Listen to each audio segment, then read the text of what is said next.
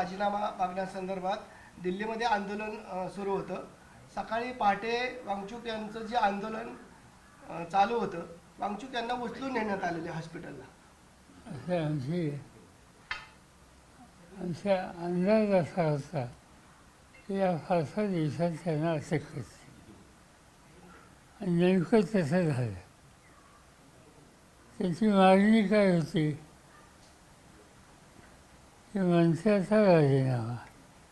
का तर या सर्व शैक्षणिक चळवळीमध्ये मनसेच्याकडे जी जबाबदारी होती ती जबाबदारी त्यांनी काळजीपूर्वक हाताळली नाही आणि त्याचा परिणाम हजारो मुलांना त्यांच्या भवितव्यावर अडचणी आली.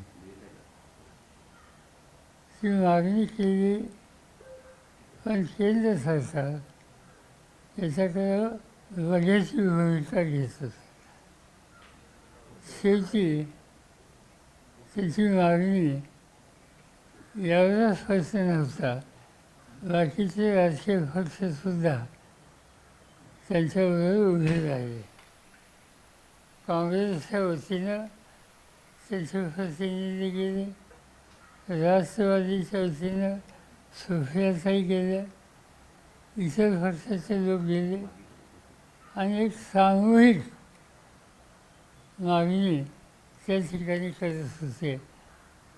आणि हे आपल्या आवाक्याच्या बाहेर आहे हे ज्यावेळेला लक्षात आलं त्यावेळेला हा अटक करण्याचा निर्णय घेतला आणि त्याप्रमाणे आज पहाटे त्यांची अटक त्यांनी केली. बघूया, त्यांनी अटक जरी केली तरी हे आंदोलन चालू राहणार. लोकशाही मोडण्याचा प्रयत्न हे भाजप सरकार करते असं वाटत नाही? हे सरळच आहे ना.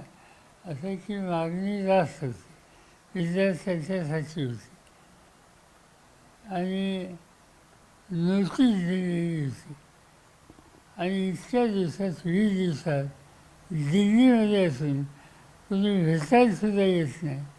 एवढा उद्दामपणा, याचा अर्थ केंद्र सरकार अत्यंत बेजबाबदारपणानं इथं वागतं हे स्पष्ट झालेलं असतं. आणि हे इथे थांबणार नाही.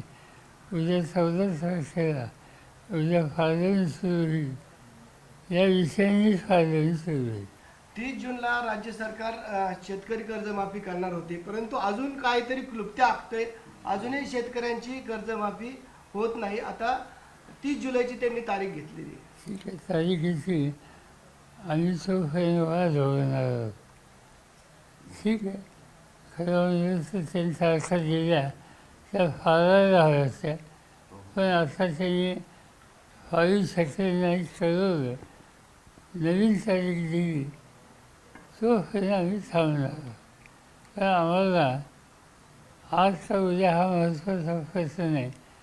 शेतकऱ्याला कर्जमुक्त करणं हे आम्हाला जास्त महत्त्वाचं आहे. ते जर केलं तर आमची तक्रार नाही.